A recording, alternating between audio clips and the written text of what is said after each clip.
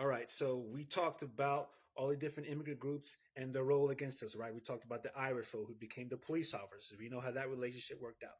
We talked about the Chinese and the Arab role, how financially, how they was used against us and how that worked out.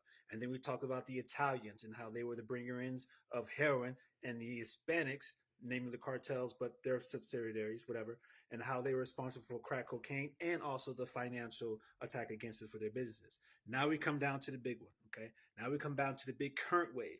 And arguably, in my opinion, this wave is the most important to understand because it has the potential to be the most detrimental to us.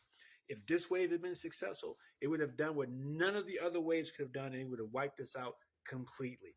I'm talking about the Caribbean and the African wave. Now, you understand that when they first started coming in, this was during the civil rights era because the federal government decided that black people, foundational black Americans, were ungovernable. And we were. We were bucking back. We were marching. We weren't taking it no more and stuff like that. We was letting them know that, hey, we're black and we're proud. They say, no, no, no, no, we don't want that. So what we want the black face, which is fine for our needs, but we don't want that black mind. So what did they do? They start bringing in Caribbeans and Africans and said, we're going to use them to replace you. Okay. So whenever you hear Caribbeans and Africans talking about, oh, we're so educated and we have so many degrees, we're so many doctors and lawyers. Yeah, they're right. Because that's what happened. They were paid and they were given all these accolades. They were given these degrees. They were given these scholarships. They were given all these positions with the sole purpose of being black faces without the FBA mind. And this is what I mean when I say that their wave was the most detrimental to us because before they attacked us like financially and physically and chemically. But because we're people of accountability, we can work around that, right? So you have some people open some business stuff like, well, we just need to do better. Okay. And that sustained us for a long time. We just need to do better, right?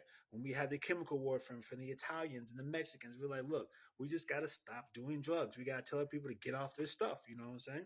When it comes to the Irish and the police force, you can only do so much, but at a certain time, you stay away from a lot of crime.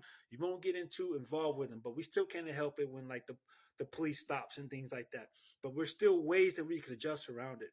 But when it comes to this one, with the Caribbeans and Africans saying that you are not you, I'm you, oh, that's directly personal in a way that you can't be any more personal. That's attack against your ancestors. That's attack against your culture. That's attack against your spirit. That's attack against the very God that black people serve under. No one knows God like black folks, black American folks. No one knows him like us.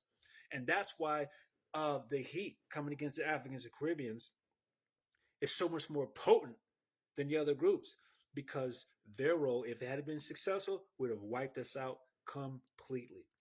Wiped us out completely. And that's why they all have the same talking points, right? You're not you. You're us. You didn't make hip hop. It came from the islands, right? You didn't have soul. Soul came from Africa somewhere. Even soul food came from Africa. The ingredients aren't over there, but the essence of it came from an Essence Fest. Get it? The essence of it came from Africa, and that's what their role. And that's why they're so concise with their messaging, of course, against us. Okay, and that's very important to know. And just like with all other immigrant groups, once they sign this contract, their underworld is allowed to thrive. You know the thing I point out about the massage parlors, the Asian massage parlors, and the nail salons, how it's full of women, but there's no cars outside because they can't leave. It's the same things for these African braiding shops, right?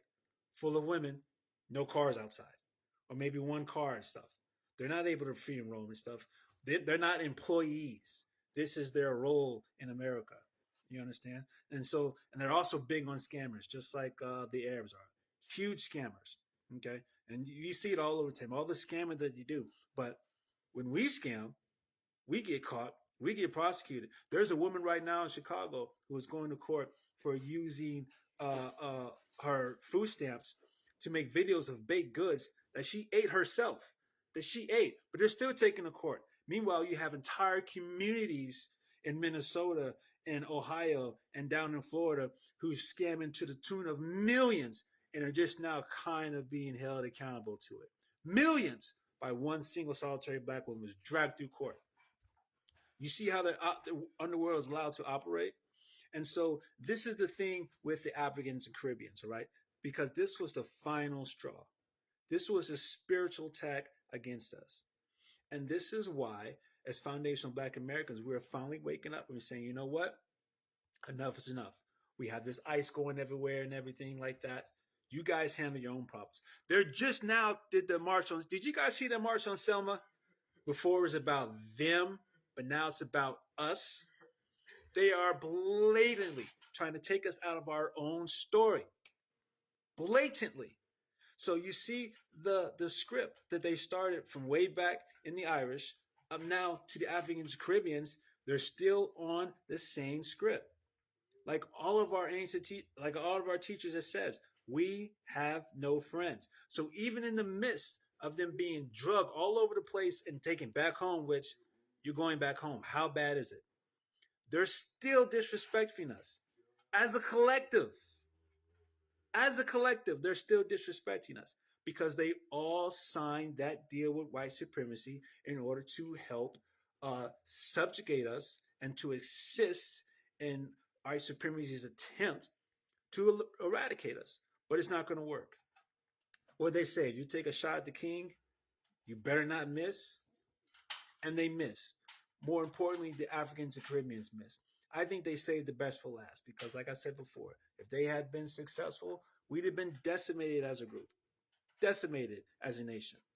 But we're not, and we're here.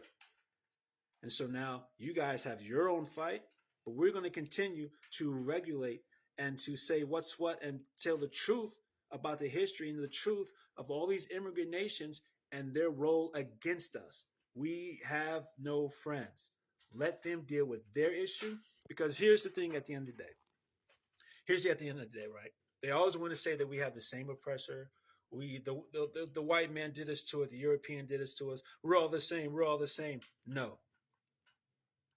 We are oppressed. You had bad business dealings. Your business deal is going south. That's your problem, right? We are fighting occupation. We are fighting oppression. We are fighting systematic erasure against ourselves. You don't know how to pick your business partners. That is not the same thing. Not the same thing.